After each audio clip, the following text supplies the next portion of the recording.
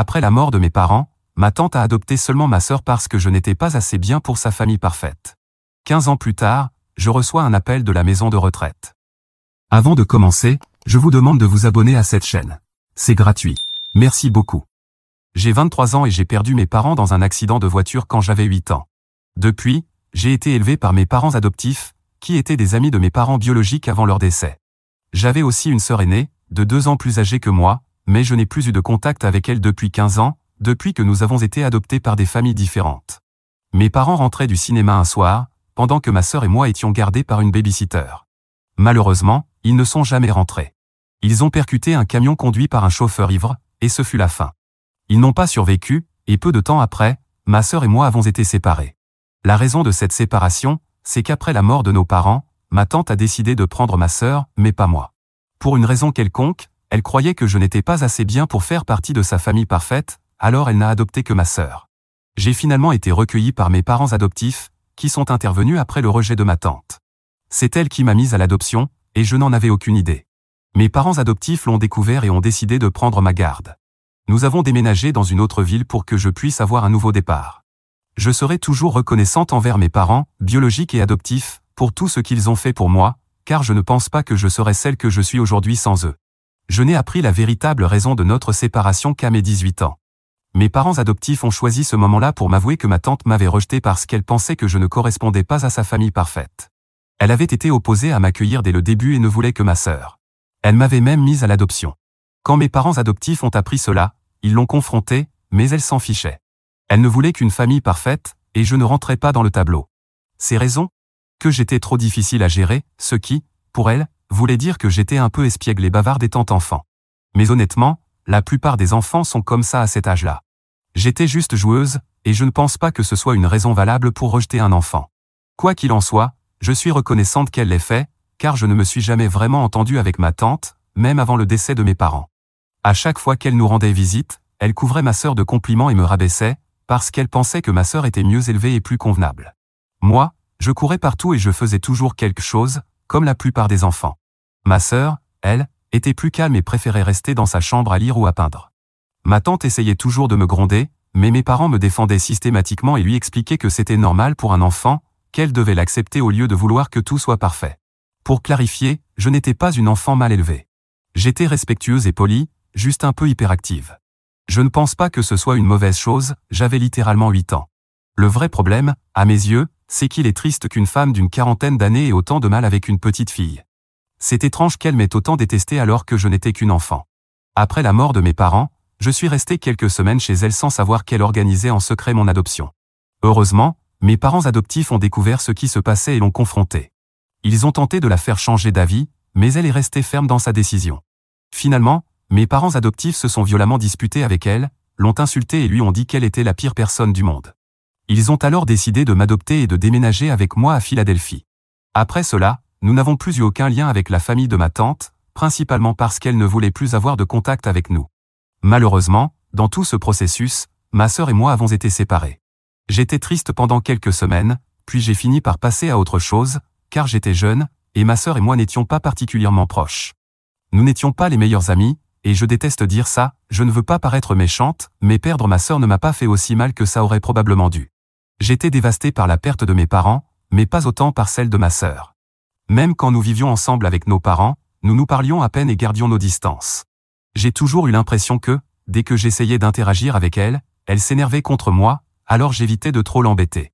Nous n'avions pas de lien fort, et c'est probablement pour ça que la séparation ne m'a pas trop affecté, peut-être aussi pour ça que mes parents adoptifs n'en ont pas fait tout un drame non plus. Quoi qu'il en soit, après cela, nous n'avons plus eu aucun contact avec ma tante, et même le reste de la famille a coupé les ponts avec elle à cause de la façon dont elle m'avait traité.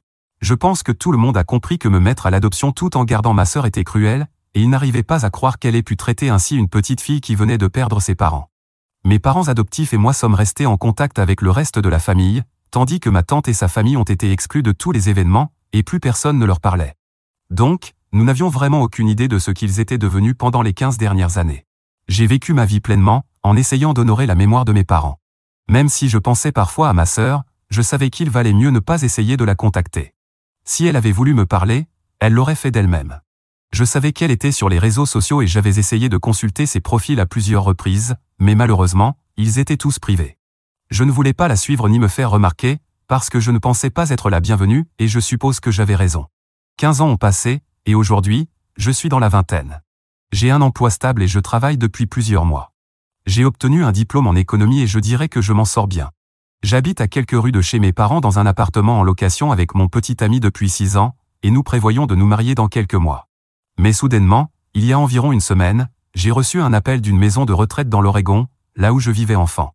Ils m'ont dit qu'ils avaient une mauvaise nouvelle. J'étais sous le choc, car tous les membres proches de ma famille allaient bien, et personne n'avait de problème médical, donc je ne savais pas de qui ils parlaient. Puis ils m'ont dit que c'était à propos de ma tante, celle qui avait refusé de m'adopter toutes ces années plus tôt. Ils m'ont annoncé qu'elle avait été diagnostiquée avec la maladie d'Alzheimer il y a quelques mois, et que depuis, sa famille l'avait abandonnée. Ils la visitaient rarement. Ils m'ont appelé car c'était apparemment le numéro que ma sœur leur avait donné. Je ne sais pas comment elle l'a eu, mais de toute façon, j'ai appris que ma tante souffrait d'Alzheimer et avait désespérément besoin de quelqu'un pour s'occuper d'elle, car elle ne pouvait plus continuer sans soutien familial. Émotionnellement, elle avait déjà abandonné. Sa famille avait cessé de la visiter après le diagnostic, car ils ne voulaient pas faire face à la situation. Chacun était occupé par sa propre vie, alors ma sœur a donné mon numéro à la maison de retraite. Il voulait me tenir informé car il ne savait plus quoi faire et se sentait mal pour ma tante, qui pleurait chaque nuit. Elle suppliait ses enfants, son fils biologique et ma sœur, de venir la voir, mais ils étaient tous les deux trop occupés par leur travail et leur vie et avaient complètement cessé de lui rendre visite. Ils avaient même demandé expressément au personnel de la maison de retraite de ne plus les appeler. Ils ne voulaient plus entendre parler de leur mère. Son mari avait demandé le divorce, car il avait abandonné l'idée de continuer et avait avoué qu'il ne se sentait pas capable de gérer la situation, qu'il voulait tourner la page tant qu'il en était encore temps. C'était une situation terrible et pathétique pour elle, et j'ai vraiment eu de la peine, car je pense que personne ne mérite d'être traité ainsi. Alors maintenant, il voulait que je lui rende visite et que je lui parle, parce qu'il ne savait plus vers qui se tourner. Ils avaient aussi demandé à ma tante si elle voulait me voir, et elle avait répondu oui. Elle avait même spécifiquement demandé qu'on m'appelle pour me demander de venir. Cela m'a laissé encore plus partagé. J'y pense depuis que j'ai reçu cet appel, mais je n'arrive pas à décider ce que je veux faire.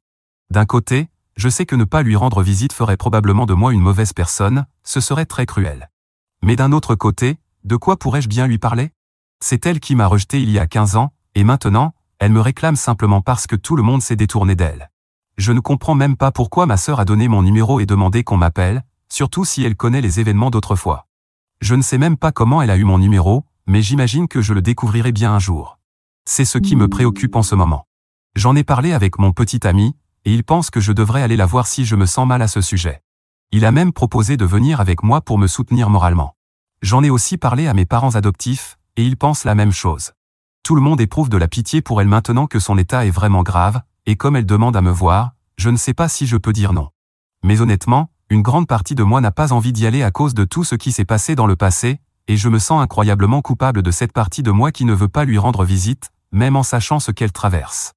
Alors me voilà à poser la question, est-ce que je suis une mauvaise personne si je refuse de rendre visite à ma tante, qui a été diagnostiquée avec la maladie d'Alzheimer et qui n'a plus personne pour lui rendre visite?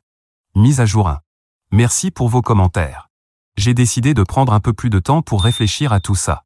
J'ai posté ce message hier, et mes commentaires sont déjà inondés de gens qui donnent des avis différents. Honnêtement, ça n'a fait qu'ajouter à ma confusion, donc je suppose que la meilleure chose à faire est d'y réfléchir calmement et de prendre ma propre décision, car chacun a son opinion. Sinon, j'ai réussi à découvrir ce que ma sœur devenait parce que j'ai parlé à certains de mes proches. J'ai appris qu'elle avait demandé après moi, et l'un de mes cousins a trouvé que ce serait une bonne idée de lui donner mon numéro puisqu'elle le demandait. Je ne comprends pas pourquoi ce cousin n'a pas réfléchi, car tout le monde sait que nous n'avons pas de bonne relation avec ma tante et sa famille, et ma sœur fait partie de cette famille. Donc je pense qu'il aurait dû me demander avant de donner mon numéro, mais bon, le mal est fait. Je vais limiter les contacts avec ce cousin pendant un moment parce que je suis vraiment en colère contre ce qu'il a fait. J'ai trouvé ça vraiment stupide, et peu importe combien il s'excuse, ça ne changera rien. Je vivais ma vie assez paisiblement, et puis il a décidé de donner mon numéro à ma sœur, à qui je n'ai même pas parlé depuis 15 ans, sans même prendre la peine de me consulter. Je n'aurais rien su de ce qui arrivait à ma tante, je ne me serais pas senti aussi coupable, et je n'aurais pas à gérer toutes ces émotions. Donc je lui en veux un peu pour ça.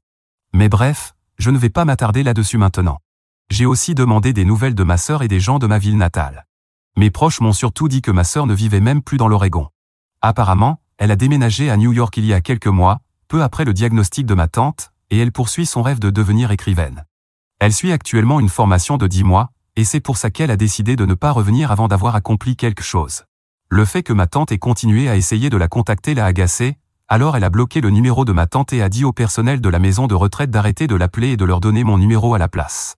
J'ai trouvé que c'était l'un des gestes les plus égoïstes, parce que, peu importe ma relation avec ma tante, je ne pense pas que ma sœur ait eu une mauvaise relation avec elle. Ma tante a passé les 15 dernières années de sa vie à élever cette femme, et voilà ce qu'elle obtient en retour. Je ne veux même pas parler de son mari et de son fils, parce qu'ils ne me concernent pas, mais je suis choqué que ma sœur soit capable de faire une chose pareille. Certes, je ne lui ai pas parlé depuis 15 ans et je ne sais pas ce qu'elle est devenue, mais quand nous étions enfants, elle semblait être une fille bien, donc tout cela me semble très étrange. Mais bon, j'imagine que le temps change les gens, et c'est ce qui lui est arrivé, sauf qu'elle n'a pas changé en bien. Elle a clairement changé pour le pire. J'ai juste de la peine pour ma tante maintenant, parce qu'il est évident qu'elle a misé sur la mauvaise personne. J'en ai parlé à mes parents, et ils étaient vraiment choqués, car ma tante s'était battue bec et ongle à l'époque où ils avaient décidé de m'adopter. Ils m'ont même dit qu'ils avaient essayé de prendre ma sœur avec moi, parce qu'ils ne voulaient pas nous séparer en tant que sœurs, mais ma tante leur avait dit qu'elle ne laisserait jamais cela arriver. C'est devenu un sujet de discorde majeur entre les deux familles, mais finalement, il a été décidé que puisque ni elle ni moi ne nous manquerions vraiment, il valait mieux nous séparer, car cela ne semblait pas nous affecter plus que ça. Je ne sais pas si c'était la bonne décision, et j'ai remarqué que, même dans les commentaires, beaucoup de gens ont critiqué mes parents adoptifs à ce sujet. Mais permettez-moi de vous rappeler qu'ils m'adoptaient à l'époque et qu'ils n'étaient pas aussi stables financièrement qu'ils le sont aujourd'hui. Donc, c'était une décision très importante pour eux. Ils faisaient de leur mieux, et j'apprécie vraiment cela chez eux. Je ne pense pas avoir besoin de les défendre, car ils ont fait ce qu'il fallait, point final. Ils ne méritent pas les commentaires durs qu'ils ont reçus ici, mais bon. C'est Internet, et honnêtement, je ne m'attendais pas à mieux. Quoi qu'il en soit, il m'avait dit que ma tante avait toujours été farouchement protectrice envers ma sœur, et qu'elle avait clairement fait savoir qu'elle ne renoncerait jamais à sa garde, peu importe ce qui arriverait. Alors découvrir aujourd'hui que ma sœur a abandonné ma tante, c'était tout simplement choquant. Mise à jour 2. Bonjour, j'ai reçu un autre appel de la maison de retraite aujourd'hui. Cela fait officiellement 2 semaines depuis le dernier appel, et cette fois, ils m'ont demandé si j'avais pris une décision concernant une éventuelle visite. Je leur ai dit que j'avais encore besoin d'un peu de temps car, honnêtement, je suis très occupé avec le travail en ce moment. Je suis débordé. Je n'ai le temps pour rien, et en plus, je prépare une fête de fiançailles parce que mon petit ami m'a demandé en mariage il y a 2 jours. Pour être honnête, ma tante est la dernière chose à laquelle je pense en ce moment. J'ai 1000 choses à gérer, donc je ne peux tout simplement pas me permettre de consacrer du temps à m'inquiéter pour elle. Je sais que ça ne fait pas de moi une mauvaise personne, parce que soyons réalistes, je n'ai pas vu cette femme depuis 15 ans. Je ne pense même pas pouvoir ressentir une vraie peine pour quelqu'un que je ne connais pas humainement. Peut-être que j'ai un peu de peine pour elle, par empathie, mais concrètement, je ne vais pas me plier en 4 pour quelqu'un avec qui je n'ai aucun lien. Elle n'a jamais cherché à me contacter ou à s'excuser durant ces 15 dernières années, alors pourquoi devrais-je faire quoi que ce soit pour elle, ou essayer d'être présente maintenant, alors qu'elle ne l'a jamais été pour moi?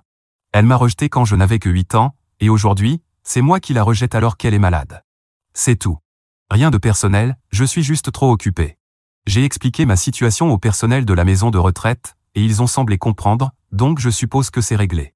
Je lui rendrai peut-être visite plus tard, si j'ai le temps. J'en ai parlé à mes parents et à mon fiancé, et ils ont approuvé ma décision. Ils m'ont dit que ce n'était pas à moi de lui rendre visite ou de m'occuper d'elle. Je ne lui dois absolument rien, donc cela ne fait pas de moi une mauvaise personne, et cela m'a vraiment rassuré. Elle devrait être en colère contre ses propres enfants et leur demander de venir la voir à sa place, parce que ce sont eux qui lui doivent quelque chose, pas moi. Mise à jour 3. Salut, j'ai mentionné dans mon précédent message que je m'étais fiancé il y a quelques jours, et aujourd'hui j'ai organisé une fête de fiançailles pour mes amis et ma famille. Je suis retourné à Obregon, et c'est là que nous avons fait la fête, puisque la majorité de ma famille y habite. Par coïncidence, les parents de mon fiancé sont également originaires de là-bas, ce qui a d'ailleurs été l'un des points communs qui nous a rapprochés au début. Bref, nous avons posté beaucoup de photos sur Instagram et tout ça, et j'imagine que ma sœur est tombée dessus. Elle m'a contacté environ 1 heure après la fin de la fête pour me féliciter. C'était la première fois que j'avais de ses nouvelles depuis près de 15 ans, donc vous pouvez imaginer à quel point c'était significatif. En temps normal, n'importe quel autre jour, je n'aurais probablement pas répondu à son message. Mais ce soir-là, j'étais un peu pompette, j'avais bu quelques verres, et j'étais dans une très bonne humeur, d'humeur à faire la fête, alors j'ai décidé d'être gentil avec elle, parce que, pourquoi pas. Je lui ai donc répondu et je l'ai remercié pour ses félicitations. Mais ensuite, la curiosité a pris le dessus, et je n'ai pas pu m'en empêcher, je lui ai demandé ce qui l'avait poussé à me recontacter après tout ce temps. Vu les circonstances, je ne pensais pas qu'elle me parlerait un jour. Je me disais qu'elle savait très bien ce qu'elle avait fait, donner de faux espoirs à notre tante en lui faisant croire que j'allais appeler ou reprendre contact, etc. C'était elle qui était derrière tout ça, donc je ne m'attendais pas à recevoir un message, et encore moins un message gentil et plein de félicitations. Je lui ai demandé ce qui se passait et, eh bien, j'ai fini par apprendre beaucoup de choses, des choses qui m'ont aidé à comprendre certains éléments, et que je suis encore en train d'assimiler. Il est 1h du matin en ce moment, et il y a environ une demi-heure, j'ai terminé un long appel téléphonique avec ma sœur. Je n'en ai même pas encore parlé à mon fiancé ni à mes parents, parce qu'ils sont tous les deux épuisés, et vu ce que j'ai appris, je pense que je leur en parlerai demain matin, parce que c'est sérieux.